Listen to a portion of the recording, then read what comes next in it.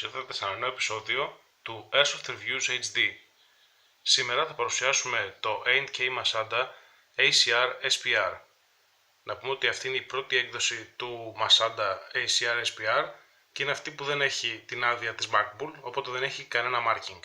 Ξεκινάμε από το εμπρόστιο τμήμα του αεροβόλου και την εξωτερική κάνη, η οποία είναι μεταλλική μαύρου χρώματος. Η φλογοκρήτη είναι κάτι που τη βρίσκουμε σε όλα τα Mi-4 και Mi-16 της εταιρείας, τίποτα ιδιαίτερο. Προχωράμε στον χειροφυλακτήρα, ο οποίος είναι κατασκευασμένος από πολυμερές πλαστικό. Είναι αρκετά μεγάλος λόγω του ότι πρόκειται για μακρύκανη έκδοση.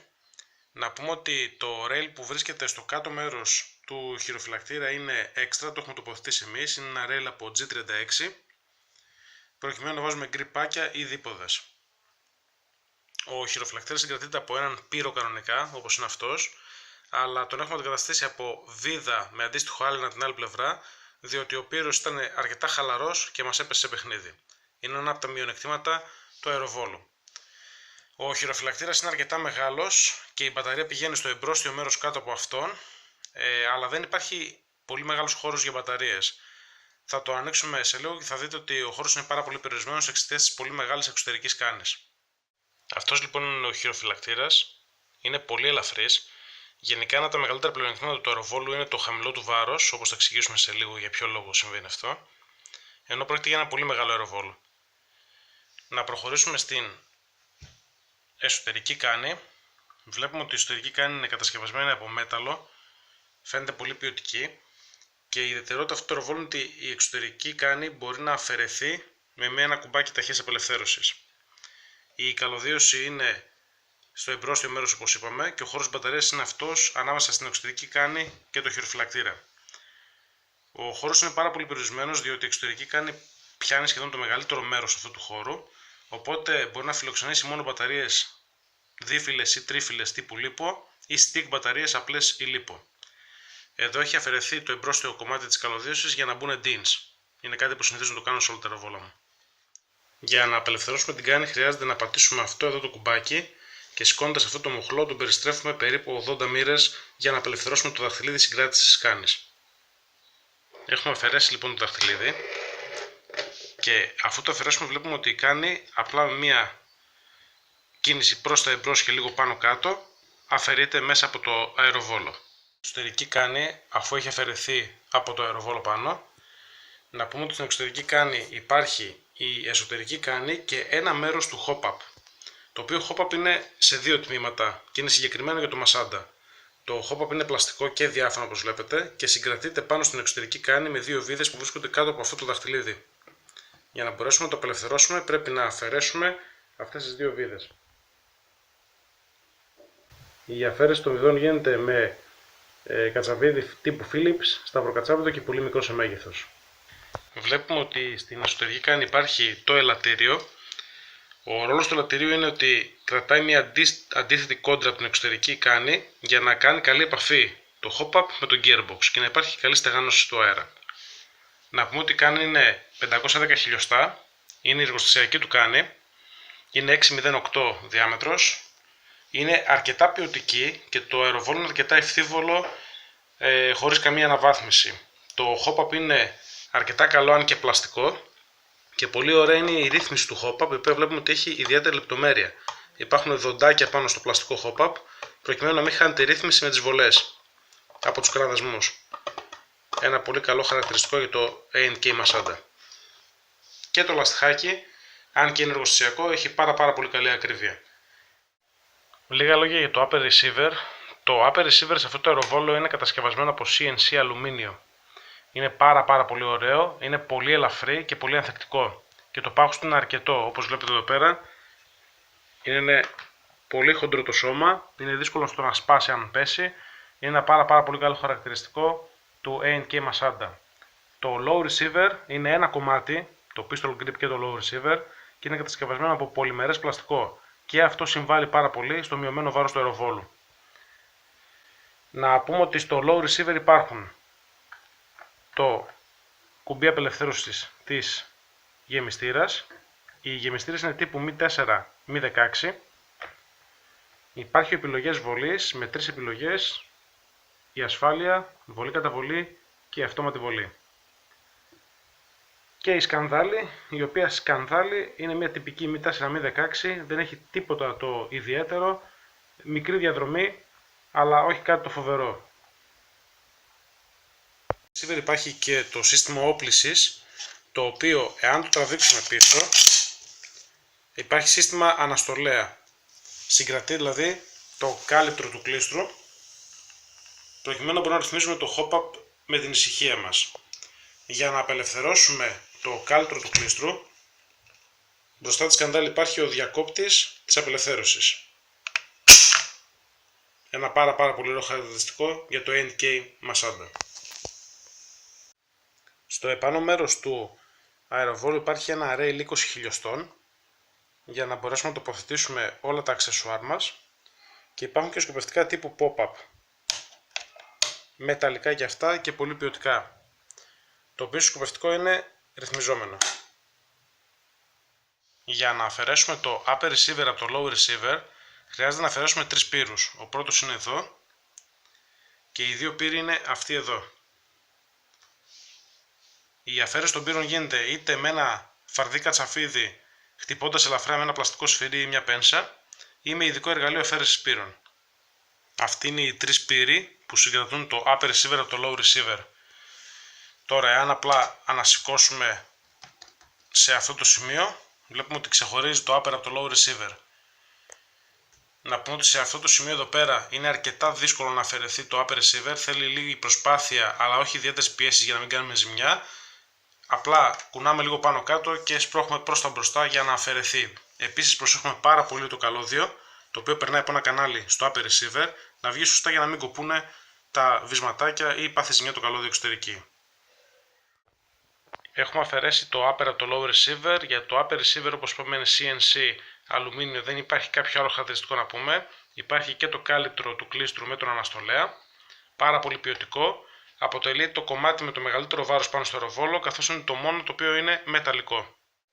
Πριν πάμε στο lower receiver και στο gearbox, θα σας δείξω πώς να αφαιρείτε και το κοντάκι. Για την αφαίρεση πρέπει να αφαιρέσουμε αυτές τις δύο βίδες, οι οποίες πιάνουν πάνω στην βάση που είναι για sling. Θα χρειαστούμε ένα ίσιο κατσαβίδι τύπου Phillips, αρκετά μεγάλο. Αφού αφαιρέσουμε τις βίδες και την βάση για το sling από την άλλη πλευρά, απλά σπρώχνουμε προς τα πίσω και αφαιρούμε το κοντάκι.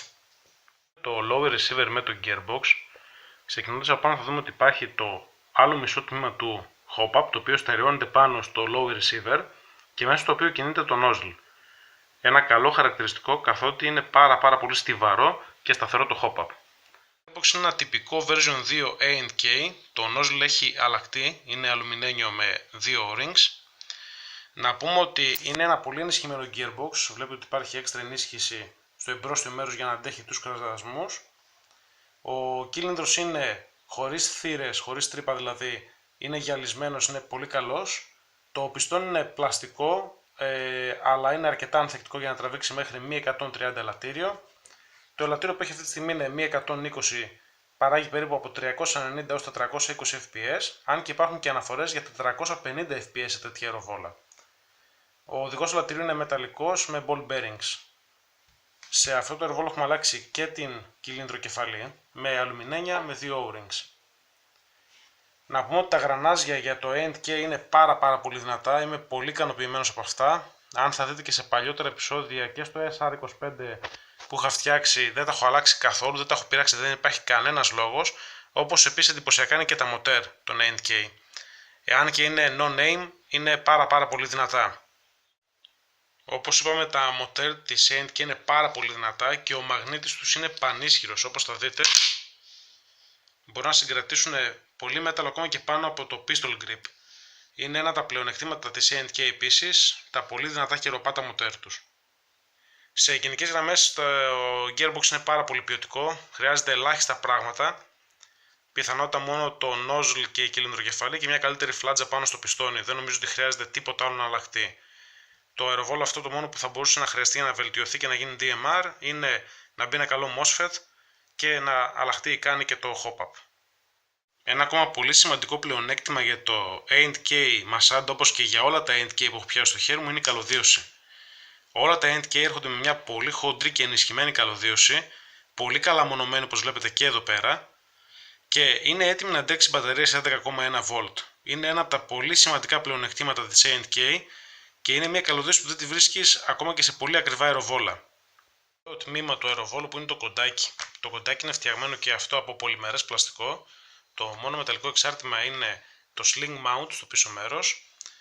Το πολύ ωραίο χαρακτηριστικό που έχει το κοντάκι είναι το ρυθμιζόμενο cheek raiser, που με την περιστροφή αυτής εδώ της βίδας ανασηκώνεται ή κατεβαίνει. Όπως επίσης και το ρυθμιζόμενο buttstock, που μας βοηθάει να παραμετροποιήσουμε το αεροβόλο στο σώμα μας. Πάρα πολύ ωραίο χαρακτηριστικό και αυτό. Επίσης στο κάτω μέρος υπάρχει ένα πλαστικό rail 20 χιλιοστών για την τοποθέτηση ειδικού δίποδα για sniping. Να πούμε ότι και εδώ υπήρχε κάλυμα, αλλά και αυτό, όπως και κάποια άλλα πραγματάκια, έχουν πέσει. Είναι ένα από τα μειονεκτήματα της A&K. Ένα ακόμα μειονέκτημα της A&K είναι ο αμφιδέξιος επιλογές βολής. Πέρα το ότι είναι πάρα πολύ δύσκολος στο να αποσυναρμολογηθεί και να συναρμολογηθεί με σωστό τρόπο, ούτως ώστε να δουλεύει σωστά, να πούμε ότι στο δικό μας αεροβόλο ο δεξιός επιλογέας έχει χαθεί σε παιχνίδι. Και αυτό είναι ένα κομμάτι το οποίο ήταν πάρα πολύ χαλαρό, κακής ποιότητας και έπεσε. Έτσι πήρα την απόφαση να το αφαιρέσω τελείως και εσωτερικά και να έχει επιλογή μόνο από το αριστερό τμήμα του αεροβόλου, όπως έχουν πάρα πολλά όπλα. Το βάρος του A&K Masada SPR είναι μόλις 3.354 γραμμάρια. Είναι ένα πάρα πολύ ελαφρύ αεροβόλο για την κατηγορία του. Το μήκος του Masada SPR είναι 99 εκατοστά, είναι ένα αρκετά μακρύ και μεγάλο αεροβόλο όπλο. Θα συνοψίσουμε λέγοντας στα πλεονεκτήματα ότι το βάρος του είναι πάρα πολύ χαμηλό για το μήκος του και το μέγεθός του. Αυτό οφείλεται στο ότι είναι πολυμερής ο χειροφυλακτήρας, πολυμερές το low receiver και πολυμερές το κοντάκι, ενώ το upper receiver είναι CNC αλουμίνιο. Έχει ένα πάρα πολύ καλό βελληνικές εξαιτίας της μεγάλης κάνης την οποία διαθέτει. Έχει ένα εξαιρετικό hop-up που ρυθμίζεται εύκολα. Έχει ένα πάρα πολύ δυνατό gearbox, παράγει αρκετά FPS και δεν χρειάζεται κάποια ιδιαίτερη αναβάθμιση. Πολύ δυνατό μοτέρ, πολύ δυνατά γρανάζια. Μειονεκτήματα. Οι πύροι που πέφτουν εύκολα, κάποιοι άλλοι που βγαίνουν δύσκολα και θα σας ζορίσουν στην αποσυναρμολόγηση, ο αμφιδέξιος επιλογέας που είναι πονοκέφαλος στην λύση και αρμολόγησή του, όπως επίσης και το γεγονός ότι κάποια τμήματα και από τον επιλογέα αλλά και το κάλυπτρο στο πίσω rail έχουν φύγει σε παιχνίδι. Πράγμα το οποίο είναι ένα από τα μεγαλύτερα μειονεκτήματα του αεροβόλου. Γενικά η τιμή του είναι πολύ προσιτή, από 280 μέχρι 320 ευρώ, και το γεγονός ότι είναι τόσο ελαφρύ και ποιοτικό και δεν χρειάζεται ιδιαίτερες αναβαθμίσεις το καθιστά ένα πολύ καλό value for money. Να πούμε ότι αυτή ήταν η πρώτη έκδοση η οποία δεν έχει markings, δεν είναι licensed markable, αλλά αργότερα τα σημερινά A&K είναι όλα licensed, δηλαδή έχουν και markings και είναι ακόμα πιο γοητευτικά εξωτερικά, με άλλη φλογοκρύπτη και με κάποιες άλλες τροποποιήσεις. Επίσης να πούμε ότι υπάρχουν πάρα πολλές εκδόσεις Masada από την A&K που μπορείτε να τις βρείτε στο διαδίκτυο. Αυτά λοιπόν και ευχαριστώ πολύ που παρακολουθήσατε.